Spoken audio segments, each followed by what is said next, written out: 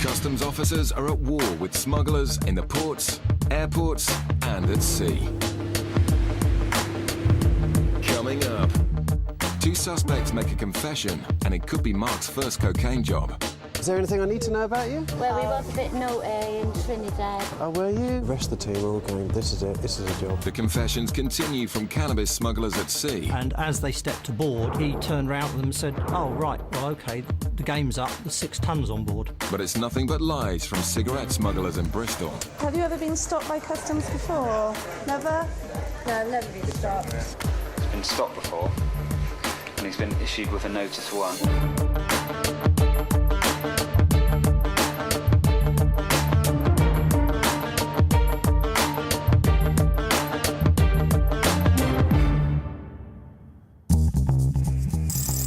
Gatwick South Terminal, sniffer dog Badger is examining baggage arriving from the Caribbean.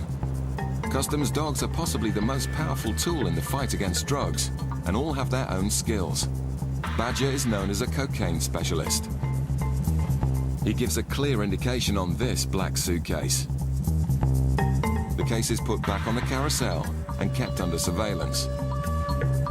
Whoever picks it up will then be stopped and searched to see if Badger's right.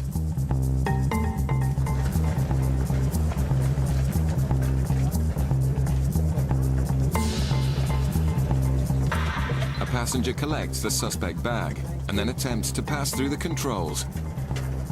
But Customs Officer Phil is waiting for her. Hello there. Hi. Where have you just arrived from? You showed him by yourself? Get to come to a bench for us, please. Let's get to come up to this one here for us. Thanks very much. Your passport, please. Have a quick look.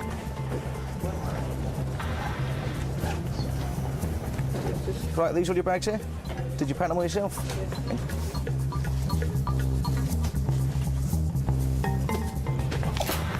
You got the keys? Please. Phil checks to see which is the suspect case and then asks the nervous passenger to open it. OK, just going to put this one for our extra machine as well, OK? Phil can't see anything yet, but an X-ray shows what looks like organic material in the wall of the case. So that's probably what we're looking for. I'll quickly go and do this, quickly go and spike it, just make sure.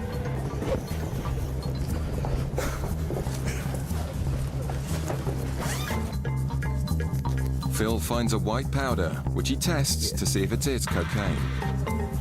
Just see.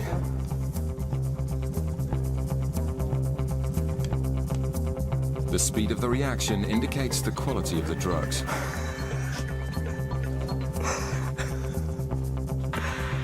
It's actually not reacting. It's gone now. It's sort of. It's obviously not very good quality. That's what we were hoping for, but a bit quicker and a bit more. The purity is low, but Badger's legendary nose for cocaine has sniffed out another smuggler. OK, the time is 07:32, and I'm arresting you on suspicion of being involved in the importation of a controlled drug. You don't have to say anything. It may harm your defence if you do not mention, when questioned, something which you later rely on in court. Anything you do say may be given evidence. Do you understand? Yeah. The woman's face says it all. Bootleggers use ferries to bring in large quantities of tobacco, and officers are cracking down on so-called backy buses. Amongst all the innocent travellers, are passengers offered a free trip away by bootleggers, as long as they agree to carry back the guideline allowance of tobacco, which the organisers then collect and sell on the black market. Did either of you purchase or obtain anything while you were away? I've just got 100 cedis. 100? Yeah. Yeah, and what And about I got you? some tobacco. Yeah, how much have you got? 20 what? 20 packs of 10. Right, OK. Can I ask you just to pop through there and Yeah. that officer just to have a quick look at your bag? This passenger has 10 kilos of tobacco worth nearly £2,000. Now it's up to the officers to find out if it's for her own use. If not, it will be seized. In Bristol, dozens of flights a day arrive from outside the EU. Officers target these flights to make sure no one brings in more than their allowance of 200 cigarettes to sell on the UK's black market. Usually bags are X-rayed to catch the bootleggers in the act, But today, a passenger hurrying through the customs channel alerts Jane, who pulls him in for a chat in the search bay. Have you got any cigarettes? No. None at all? No? Can you just get that one up on the bench and I'll just have a quick look in it, please? Well, I won't walk away now, just take it. You have got cigarettes? Yes. What? Can you just get that up there? The initial lie didn't work, and it's closely followed by another. It's only that one I've got. Right, okay. But Jane's having none of it. Can you get the other case just up on that bench and open it up for me? Both bags are full of Turkish cigarettes, and the passenger is full of lies. Have you got any in your hand luggage? Yeah, all right. Yeah. Well, you are, yeah. We're not under arrest, so... No. No, what? Come walk away.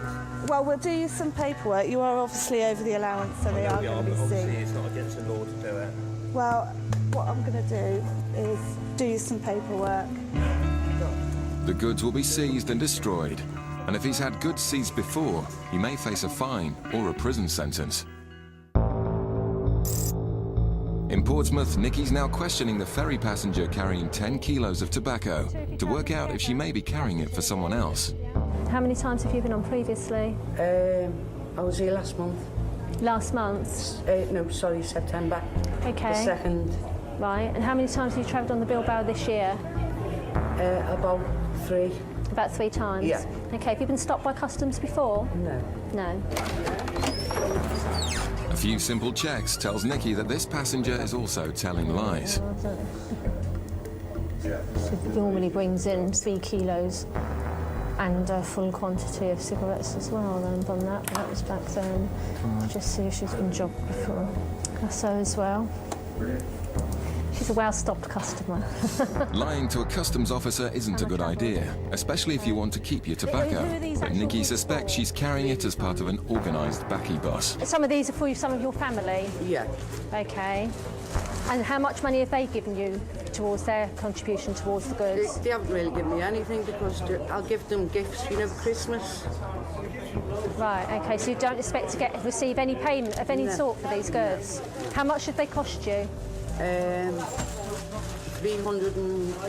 £340 for all of it? Yeah. Right, okay. It turns out the woman's travelling on a coach known to customs as one of their regular backy buses. The passenger is offered an interview, but she decides to give up.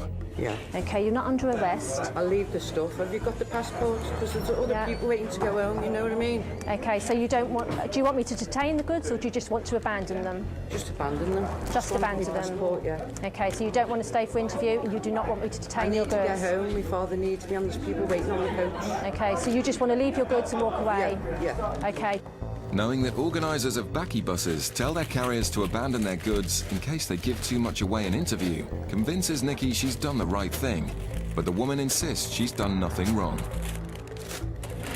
It's over. We're not doing no drugs or nothing. You know, shouldn't they? Thank you. Your passport's back. She has been stopped by customs before, even though she claims that she hadn't. I was not happy in my own mind to let her proceed with the goods unless I knew they were for her own personal use, and on this occasion, I don't believe they were. Back in Bristol, Jane's waiting for the results of background checks on the man caught with 11,000 Turkish cigarettes. Have you ever been stopped by customs before? Never? No, I've never been stopped. So if I check the records now, I'm not... No. The checks reveal this to be yet another lie. Just a record to see if he's had anything seized from him before, or if she's had anything seized from him before. Don't think he has, but he's been stopped before, and he's been issued with a notice 1. He said to me initially, I said, have you got cigarettes? He went, no. I said, well, I'm going to look in your bags. And he said, oh, they're full. Oh, right. And he said that he knows. Okay. So I'll just get rid of him, I think. The man has been stopped before, but it's his first seizure, so escapes a fine. Although he's lost the cigarettes, which will be added to the billions taken off the black market by customs each year. You could tell that this was for resale because of all the different brands. Yeah. And there was no luggage. No. And they were both trying to race through without getting eye contact with anyone. And that was why I went after him, because I think he was trying to get out quite quickly.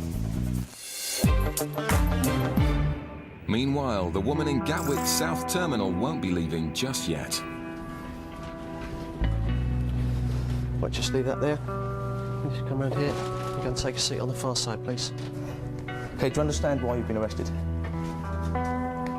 No. Okay, we found what we believe to be a controlled drug in your bag.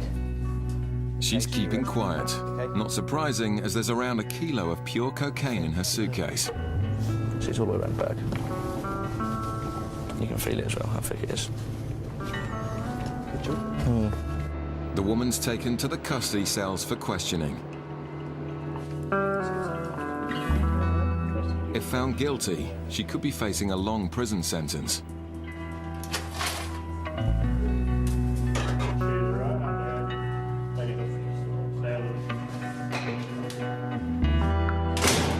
The drugs, worth nearly £50,000, have been taken off the streets, and it's all thanks to Badger. There's always that time between the indication when they actually find it. Sometimes it can be up to sort of quarter of an hour before they actually give you the thumbs up there's something there. That's a bit of a worrying time. But with that indication, more or less knew there was something there straight away. Still to come, some odd behaviour arouses suspicion in Gatwick. Okay, has anybody asked you to bring anything back for them? Not this time. Not this time. Not this time. Coming up, officers board a yacht and find an honest drug smuggler. And as they stepped aboard, he turned round to them and said, oh, right, well, OK, the game's up, there's 6 tons on board. The UK's airports are where customs make most Class A seizures. Today in Gatwick, officers are waiting for targets suspected of bringing in cocaine from Trinidad. The 2 women could be the first cocaine job ever for new officer Mark. Nervous because the rest of the team are all going, this is it, this is a job. They've definitely got it. So I'm nervous. Really trying not to be. 2 drug couriers carrying 3 kilos of cocaine were found on this flight yesterday.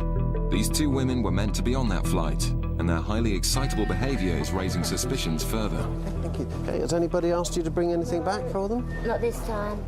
Not this time. Nah, not this time. We were too naughty to do it this time. Okay, right.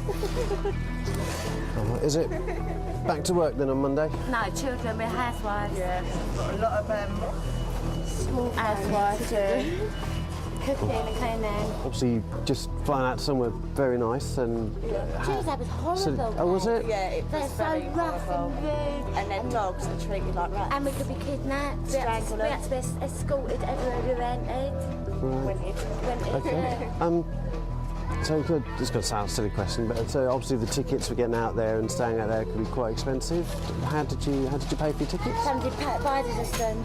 Oh right, that was nice of them. Who was that then? Was that Tony? that was nice of him. Why did he do that? He's got quite a lot of money, to be honest with you. Their behaviour and their story convince Mark that he's about to get his first cocaine seizure, but the first swab shows no trace. Completely clear. Chris joins Mark to dig a little deeper. Hello. Christopher. Christopher.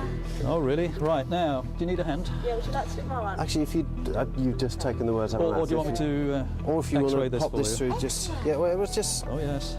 Oh, how exciting. Not as exciting as it sounds. I'd like an X-ray while I'm here. Well, we could actually arrange that if you wish. But not just yet. We'll cross that...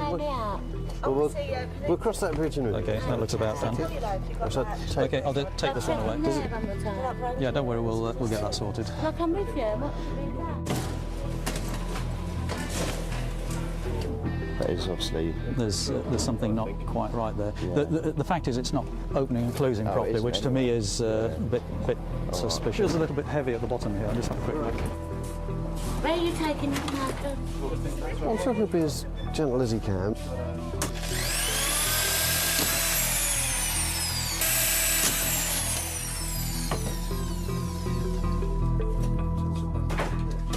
The bags are clean, but with so much to gain from smuggling, sometimes couriers carry drugs inside their bodies. We'll go for a strip search, presumably, rather than... What I'm about to do, I'm going to go and speak to a colleague because I'm going to ask somebody to do a search of person. Search of Yeah, because of...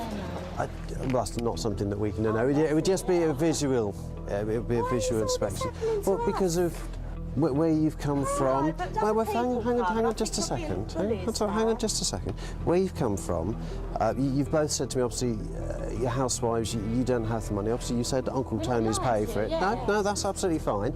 But obviously, we come across people that don't have money, that other people pay to go out and bring drugs in. So it's something that we need to check. They're not happy, but a body search will find the truth. So the quicker I go, the quicker it gets done. All right?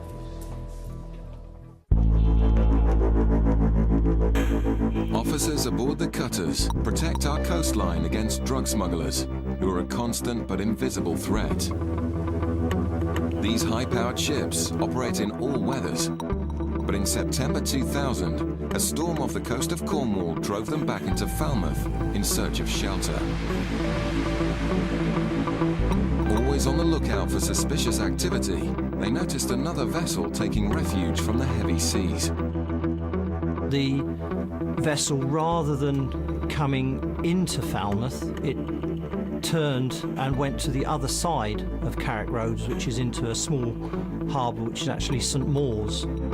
The officers thought it was a local, but then watched as it tied up in a dangerous position.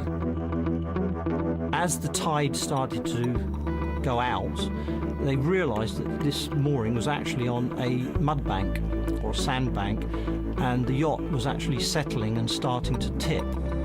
Always ready to respond to a fellow sailor in need, the cutter decided to help. So they launched their onboard rigid inflatable, their rib, motored across into St Mawes Harbour, went to the vessel and challenged it. The officers had come to help, but the man on board was a smuggler who made a startling confession. And as they stepped aboard, he turned round to them and said, "Oh, right, well, OK, the game's up, there's 6 tons on board." The officers' act of charity had paid dividends. They were completely flabbergasted. The first reaction was, well, what do we do now? And then somebody managed to say, well, I better get a notebook out and make a note of this, because effectively I've got a confession already before we go to court. At which point they arrested him. The skipper was a man called He led them into a cabin to see the drugs for themselves. There were bales of cannabis literally in every available space within the vessel. They also found evidence he wasn't working alone. But 2 passports were actually found on the vessel. So they decided that the best thing to do was to remove him from the vessel. 3 of the cutter crew stayed on board the ketch and wait and see if the crew came back in the morning. Accomplices did return, right into the trap. It was about 8 o'clock in the morning. 2 men jumped into the cockpit of the yacht, and basically a cutter crew arrested them there and then. The men joined their skipper at the police station, where his unusually frank confessions continued. And he was presented to the custody sergeant. He was then asked, "What's your occupation?" To which he replied, "I'm a drug smuggler." This time, however, he'd failed. On the day of the trial, all 3 pleaded guilty to their part in the crime. Mr. was subsequently sentenced to 10 years imprisonment, Mr. to 4 years imprisonment, and Mr. to 5 years imprisonment. 3 more criminals were behind bars, thanks to the keen eyes of the officers and a stroke of luck. The street value at that time was estimated to be in the region of £14.5 million. At the end of the day, the vessel being forced into Falmouth was really the only reason that we were able to intercept this load. Without that, it's very unlikely anybody would have known that this consignment of drugs was on its way.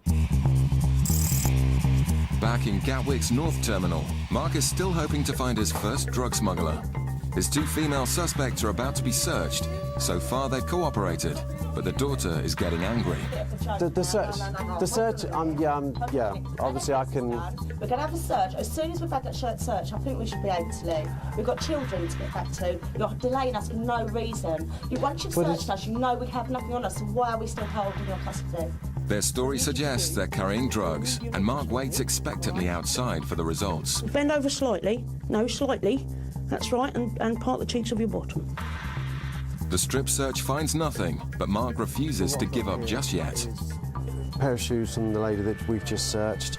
I'm going to swap them with our tool that checks for drugs, as it can be an indication that they've swallowed drugs. So I shall do that, get a result.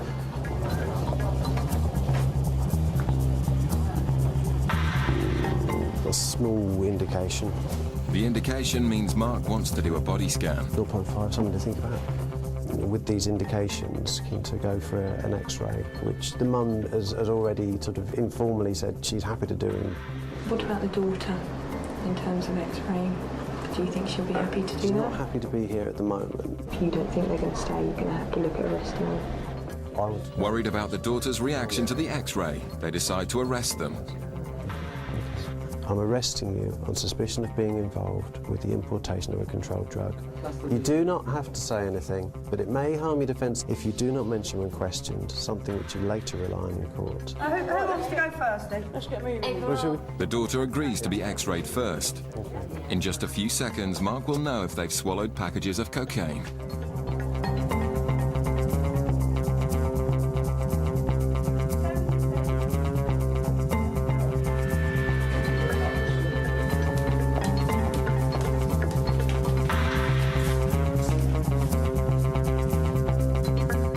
We ain't swallowed nothing, believe you me. Right. Against the odds, both scans are clear. And Mark admits that this won't be his first Class A drug bust. 7:58, you're unarrested. Thank you very much. Mark and the ladies part as friends. And you're glad we weren't smugglers, aren't you? Yes and no. Why You know, no? Because I haven't had my first... Catch of the day. Exactly. Well, I haven't had... Well, I'm still fairly new at this, and I haven't had my first successful job yet. Not that I'm wishing you particularly were a drug smuggler, but, you know... But, and we do understand drugs is very bad in England, and we would not contribute to bringing in drugs. Because my husband died of a heroin overdose, my brother died of a heroin overdose, so I do understand drugs do not need to be in this country. I've got 4 children who I don't want on drugs, you know what I mean? So I'm anti-drugs, and I understand why you have to do this, you know what I mean? And all good on them, all good on them, yeah. The cocaine smuggler from the South Terminal was charged with attempting to import 873 grams of cocaine. She pleaded guilty and was sentenced to 6 years in prison.